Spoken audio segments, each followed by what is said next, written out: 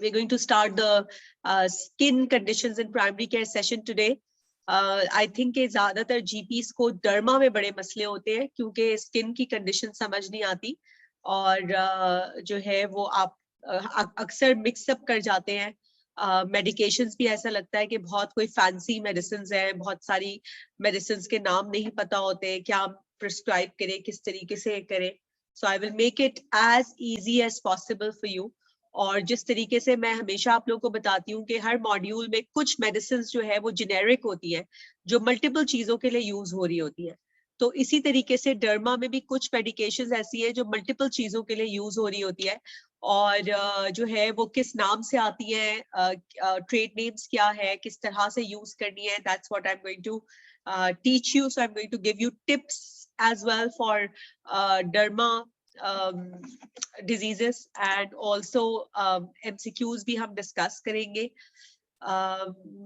Mehak, do we have some new candidate for today? कोई नया candidate है आज के लिए who has come for the first time to attend? What's the name of that candidate who's attending for the first time? Assalamu alaikum, Dr. Samir. These are the objectives of our skin conditions in primary care. Approach a skin rash presenting in primary care, diagnose and manage common skin infections, take a history, diagnose and manage acne vulgaris, appropriately diagnose and refer when required common skin tumors, develop an approach to eczema, alopecia, urticaria, psoriasis and dermatitis. Approach and manage common skin rashes among children and neonates. Know the practical use of topical and oral medications used in skin diseases. Know dermatological presentations of systemic diseases. So आज का हमारा 3 hours का session होगा और फिर कल we are going to continue this and we are going to try to cover as many common dermatological conditions as possible. Dr. Ibrahim, are you here? You're attending this session as well. आप last time हमारे साथ reproductive वाले session में भी थे. So let's start with the common skin terminologies which are used to describe skin conditions. ठीक है, अगर आप लोगों को ये समझ आ जाएगा तो फिर जो आगे की हम बहुत सारी terminologies मैं use करूंगी तो आप बार बार confused नहीं होते रहेंगे कि what am I trying to say. So macule and patch, papule, nodule, vesicles and bulli, patch, lichenification and scales, petechiae and telangiectasias, bruise, excoriation, fissure, erosion, ulceration. ठीक है, ये सारे words जो है वो डर्मा में बहुत commonly use होते हैं. कुछ और भी जो है वो diseases में इनमें से words use होते हैं, जैसे fissure है तो we know कि anal fissure जो है वो breach in the mucosa होता है, cut in the skin, any cut in the skin जो है वो fissure हो जाता है आपका, right? So इसी तरीके से ulceration, erosion, ये सब चीजें बहुत commonly use होती है in dermatological diseases. So macule और patch में क्या फर्क होता है कि एक तो दोनों ही flat होते हैं, ठीक है? So it's very flat, raised नहीं होते और macule छोटा होता है, पैच बड़ा होता है, ठीक है? सो मैक्यूल 1 सेंटीमीटर से छोटा होगा, any change in colour, discolouration, और पैच जो है वो बड़ा होगा. पैप्यूल्स और नोड्यूल्स, पैप्यूल्स जो है वो रेज्ड होते हैं और लेस देन 1 सेंटीमीटर होते हैं और नोड्यूल्स जो है वो मोर देन 1 सेंटीमीटर होते हैं, अगेन रेज्ड लीजन्स, ठीक है? तो स्किन के ऊपर जो उभर के जो चीजें आती है वो नोड्यूल्स और पैप्यूल्स होते हैं. फिर देन प्लाक्स में जो है वो काफी सारे लीजन्स मिल के जो है वो प्लाक्स बना देते हैं, ठीक है? So it is like spread over a surface area of the skin और थोड़े से स्लाइटली रेज्ड भी होते हैं.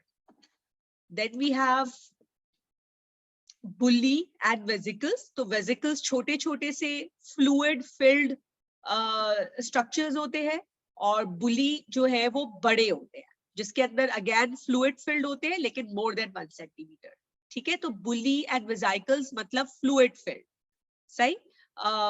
मैक्यूल एंड पैच दोनों डिस्कलरेशंस है, एक छोटी है एक बड़ी है. नोड्यूल जो है और पैप्यूल एक छोटा है बड़ा है और दोनों ही रेज्ड लीजन्स है. Then we have urticarial rashes जैसे कहते हैं ना, तो रेड इची एलिवेटेड लीजन्स, ठीक है। तो जैसे चाठे जिसको हम उर्दू में कहते हैं, और भी कुछ कहते हैं इसको, अर्टिकेरिया को उर्दू में क्या कहते हैं? चाठे मैंने सुना है, बड़े बड़े रेज्ड लीजन्स जो के जिसमें इची भी होते हैं। देन स्केल एंड लाइकेनिफिकेशन, ठीक है। स्केल्स जैसे कि खुरंट जमा हो जाती है ना, खुरंट कहते हैं, तो खुरंट जमा हो जाती है उसको स्केल्स कहते हैं। और अगर बहुत अरसे तक किसी जगह पर खारिश रहे ना, डॉक्टर राबिया कह रही है धबर्द, अर्टिकेरिया या ये इसका बता रही हो, स्केल्स का बता रही हो। सो स्केल्स तो जैसे खुरंट होती है, ठीक है। और अगर वही एक जगह पे खारिश कर करके जो स्किन थिकनिक हो जाती है ना, उसको लाइकेनिफिकेशन कहते हैं। तो स्किन थिकनिक को कहते हैं लाइकेनिफिकेशन, और जो खुरंट होता है उसको स्केल्स कह रहे हैं। तो डॉक्टर राबिया कह रही है कि धबर्द जो है वो अर्टिकेरिया को कहते हैं। अच्छा, interesting, I didn't know that. पिटीकी क्या होती है? पिटीकी छोटे छोटे हेमरेजिक डॉट्स होते हैं, ठीक है, जहां पे हेमरेजेस होते हैं या ब्लड वेसल्स ब्रेक होती है, कैपिलरीज ब्रेक होती है, वहां पर पिटीकी हो जाती है। नॉन ब्लैंचेबल का मतलब ये होता है कि अगर आप उसको इस तरीके से ऐसे करके जो है वो स्ट्रेच करेंगे स्किन को, तो वो गायब नहीं हो जाएंगे। अगर आपके हाथ में कहीं मस्कीटो बाइट है, आजकल बहुत मस्कीटोज हैं, तो आप कोई भी मस्कीटो बाइट को ऐसे करके स्ट्रेच करोगे ना, तो वो गायब हो जाएगा। दैट इज अ ब्लैंचेबल रैश, ठीक है। ब्लैंचेबल रैश गायब हो जाते हैं, और जो नॉन ब्लैंचेबल रैश है वो ऐसे करके खींच टाइट करने से स्किन गायब नहीं होते, और वो पिटीकी होती है।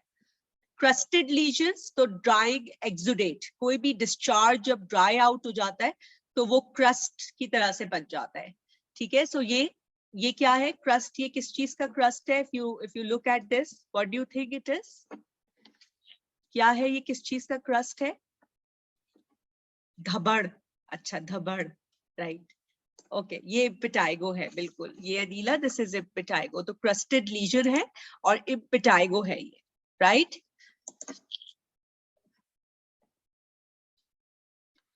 देन ये एक्सकोरिएशन है, which is like skin breakage, ठीक है। तो आपने खारिश की वो वहां पे स्किन थोड़ी सी फट गई, उसको एक्सकोरिएशन कहते हैं।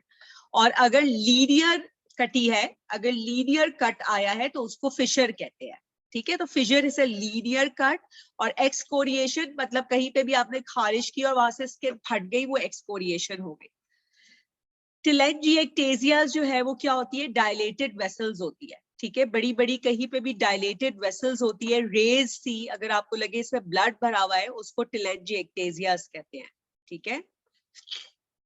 अल्सरेशन, एनी ब्रीच इन म्यूकोजा, और इरोजन जो है वो सुपरफिशियल होती है, और अल्सरेशन थोड़ी सी डीप होती है, ठीक है। तो ये भी कोई ब्रेक होता है स्किन में, तो इरोजन जरा सुपरफिशियल होती है और अल्सरेशन काफी डीप होती है। एंड दिस इज व्हाट, ये क्या है? पिटीकी, जैसे छोटे छोटे ब्लड वेसल्स जब ब्रेक होते हैं तो पिटीकी बनती है। अगर वही चीज बड़ी हो जाए, ज्यादा जगह पर जो है वो ब्लड वेसल कोई ब्रेक हो और ब्लड जमा हो जाए, तो इसको कहते हैं ब्रूस, ठीक है। So this is a Bruce. Haematoma, haematoma भी इसी को ब्रूज ही होता है सुमेरा, लेकिन हेमेटोमा जो है ना वो थोड़ा सा रेज्ड सा होता है। हेमेटोमा उस वक्त कहते हैं जब ट्यूमर की तरह से वो प्रेजेंट करता है, ठीक है। So it is like a raised, बहुत सारी ब्लड वेसल्स एक साथ जमा होके, और वहां पर जो है वो कोई ब्लॉकेज आ रहा हो। अच्छा जी, अब ये है 18-year-old female presents with lesions on the face for last 6 months. Which of the following should be the initial treatment for this patient? Retinoids का बेटा, टॉपिकल रेटिनॉइड्स का भी ओडी डोज है और ओरल का भी ओडी डोज ही होता है जनरली, ठीक है। सो इसका आंसर बताइए, इसमें क्या क्या आपको नजर आ रहा है? पहले तो ये बताओ, एक्नी में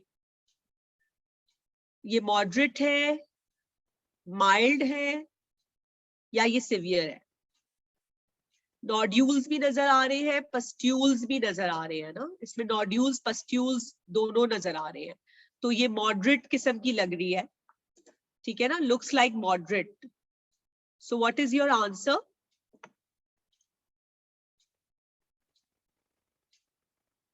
उम्मे अली कह रही है डी, अनीला कह रही है बी, सुमेरा कह रही है ए,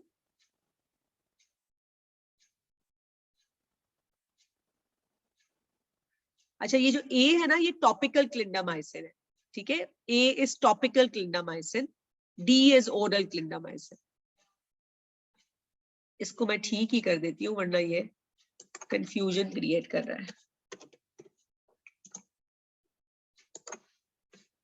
हाँ तो इसका आंसर ये है, ठीक है, क्योंकि ये मॉडरेट वाली थोड़ी ज्यादा है ना, इसमें नोड्यूल्स भी नजर आ रहे हैं, तो इसका answer is D, oral clindamycin, benzoyl peroxide and topical isotretinoid. ठीक है, इसका आंसर इज डी। टॉपिकल नहीं देंगे इसमें, ओरल दे देंगे आप, क्योंकि नोड्यूल्स भी नजर आ रहे हैं ना, तो ये ऑलमोस्ट सिवियर के करीब जा रही है। अच्छा इसमें क्या देंगे ये पहले तो बताओ, ये माइल्ड है, मॉडरेट है, या फिर ये सिवियर है?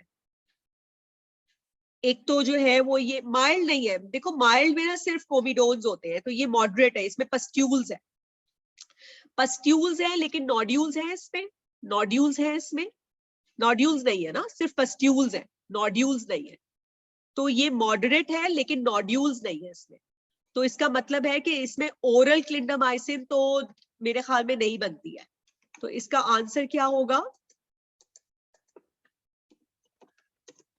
इसमें भी मैं ये टॉपिकल ऐड कर देती हूँ। हाँ तो इसका आंसर क्या है? इस अनीला कह रही है ए, उम्मे अली भी कह रही है ए, तो इसका आंसर इज ए। ठीक है, topical isotretinoin, benzoyl peroxide and topical clindamycin. ठीक है, तो सब चीज टॉपिकल है, सही है, क्योंकि इसमें नोड्यूल्स नहीं है।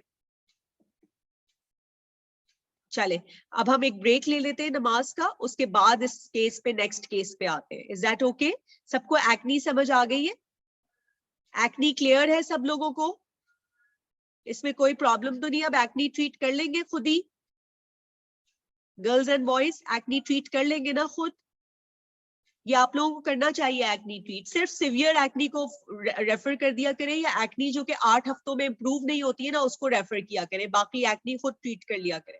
ठीक है, बस मिसयूज ना किया करें ओरल एंटीबायोटिक्स का, और देखो इसमें स्टेरॉइड का कहीं रोल नहीं है, प्लीज स्टेरॉइड का मिसयूज बंद कर दें, इसमें कहीं स्टेरॉइड का रोल नहीं है।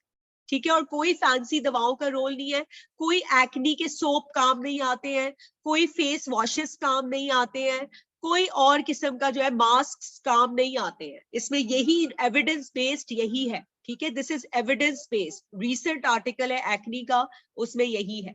ठीक है,